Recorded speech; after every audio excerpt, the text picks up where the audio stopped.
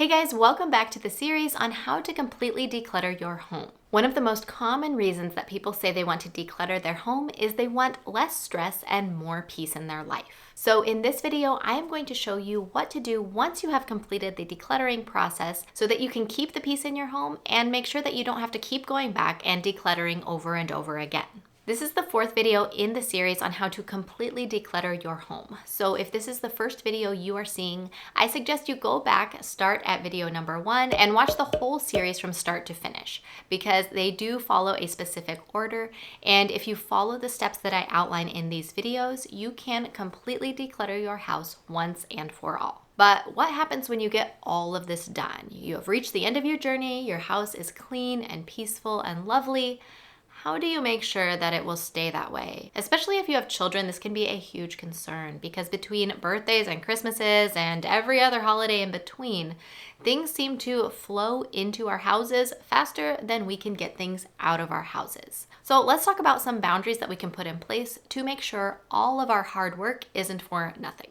So the first thing that I suggest you do when you are done decluttering is to set boundaries on your things. And what I mean by that is to not have more things than fit in the space for that item. So think about what boundaries would make sense for your things and your house, and just be ready for whenever the things are starting to overtake the space.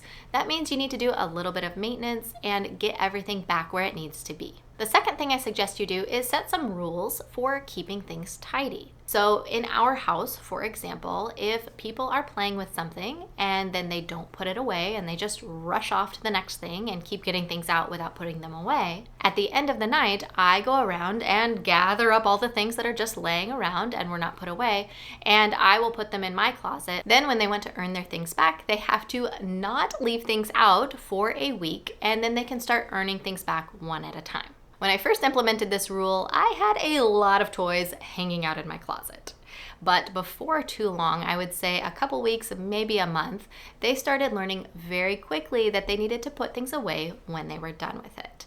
And now they will be heading upstairs to go to bed and they will stop themselves and say, wait, is there anything that I need to put away? And they will go downstairs, look around real quick, and then go upstairs to bed. So they have in their minds that they are responsible for putting things away. And if I have to put it away, then I'm going to put it somewhere where it's not going to make a mess for a while. I am sure that I will get some comments about doing this, but that's okay because I think it is good to teach children responsibility. And I think it's teaching them responsibility that when they get something out, they need to put it away and not create more work for someone else in the family. Now, my kids are 7 and 4, and obviously this doesn't apply for the baby, but depending on your kids' ages, you may need to adjust the length of time that you keep the things. Another rule that we have is when we come home from somewhere, even if it's just that we've been gone for the day, everyone is responsible for putting the things away that they brought with them. They're responsible for bringing back inside any toys or blankets or anything that they brought with them, and not just bringing them inside and dumping them, but putting them completely away in their room or wherever the things belong. The same is true for shoes. If people have been outside and they come back in, it is their responsibility to put their shoes back on the shoe rack where the shoes belong. And this just keeps the house from getting overrun by stuff, and it keeps me from having to clean up after everyone else all the time. The third thing that you want to do if you want to keep your house clean and tidy is you want to set up a good cleaning routine.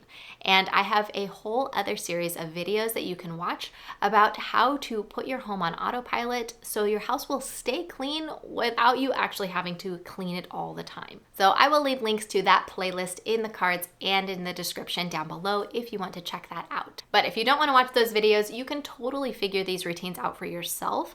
I have just found for myself that it is much easier when I do have routines versus winging it every day and trying to figure out my chores and the kids on the fly. I find it much easier to have everything figured out ahead of time. The fourth thing that I suggest if you don't want to have to declutter your house again is to approach holidays and birthdays differently.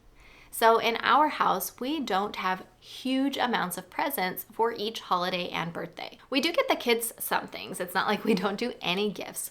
We do some gifts, but we make sure the gifts are very intentional and that they are things that won't just be played with a couple of times and then left laying around the house. But in our house, the gifts aren't really the biggest part of the occasion. Instead, it's the experiences that we do together around that time. A couple of years ago, when we weren't able to do a traditional get-together for one of my daughter's birthdays, we decided to implement something else fun instead, and it's what we now call birthday week. And during birthday week, the birthday girl or boy gets to pick out all of the meals that week. Sometimes they want the same thing over and over and over again. I remember one year my oldest daughter wanted pancakes for breakfast, lunch, and dinner one day. So we had pancakes for breakfast, lunch, and dinner. And it was really fun, and they just enjoy being able to pick whatever they want during that week. They get to pick one time during that week to go out to eat anywhere they want. And my middle daughter especially takes a lot of time figuring this out. Food is very important to her, so she starts thinking weeks and sometimes even months before her birthday where she's going to pick during her birthday week. Something else we've been doing in addition to the special meals is my husband will typically take a day off during the week to help celebrate the birthday. And probably the most popular part of birthday week is getting to pick different excursions and fun things to do during that week. So this last year for my middle daughter's birthday, she wanted to go to the beach, she wanted to go snow skiing, and she wanted to go to the tulips. And luckily for her, her birthday's in the spring, so all three of those things were actually possible. My parents came down and Ross took the day off, and on Friday they went snow skiing, on Saturday we went to the coast, and on Sunday we went to the tulip festival. And it was so much fun, and she immediately after the week was over started planning out what she wanted to do for her next year's birthday. So you can have a lot of fun with your kids on their birthdays without spending huge amounts of money on things that are just going to clutter up your house and without having to do traditional birthday parties. Sometimes they like to do more of a party. My older daughter is a bit more social, so sometimes she does want to do things with friends, but it still doesn't have to be a huge ordeal where you are bringing a bunch of clutter into your house. We have had birthday parties throughout the years where we will just plan a fun activity and we will let people know when we invite them, please don't bring gifts. We just want to hang out and have a really special day together. And the kids still talk about how much fun they have had at their birthdays in the past. They almost never remember what they actually got for their birthday, but they always remember the special things that they got to choose to do. And this last way to keep clutter from creeping back into your house is something that you may need to do, but you may not need to do. It just kind of depends on your situation. And it is setting boundaries with other people that are outside of your family. If you have parents or aunts and uncles or siblings that love sending your family lots of gifts, you may have to have a conversation with them and let them know, hey, I just spent all of this time and energy decluttering, and I'm really trying not to have to do that again. Before you have this conversation though, take some time to think about some gift ideas that you would like for your children or yourself to have. Often people will give toys and things as gifts because they don't know a better option. I have a blog post with lots of different minimalist kid gift ideas, and I will link that in the description down below.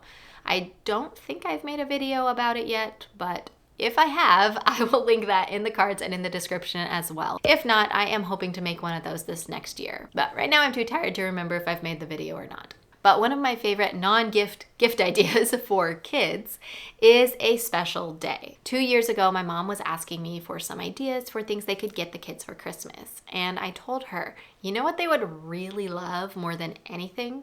If my dad took a day off and took them skiing. So for Christmas, they gave each girl a coupon for a special ski day.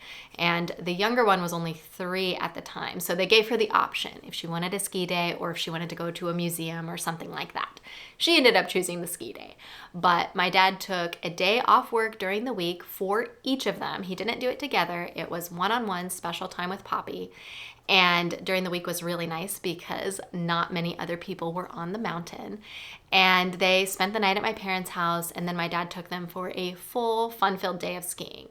And my oldest daughter said over and over again, that was the best Christmas present ever. And it was wonderful because she actually got to make a memory with my dad instead of just getting something that she probably wouldn't even remember as soon as the holiday was over. So sometimes you have to think outside the box a little bit to give people the ideas, but your children will appreciate those types of gifts much more than they will things. So I hope this video was helpful for you, and I hope that you never have to go through and declutter your entire house again, because that's a lot of work. Let me know in the comments down below what you guys think. Are there any other tips or tricks that you guys have for keeping your house clutter-free? Because I always love reading the comments from you, and I know other parents would love to read those as well. As always, I'm Kassy with MakingTimeForGiggles.com, and I make videos all about simplifying mom life. So if you enjoyed this video and this series, be sure to subscribe down below so you can be notified when the next video comes out. I'll see you on the next one.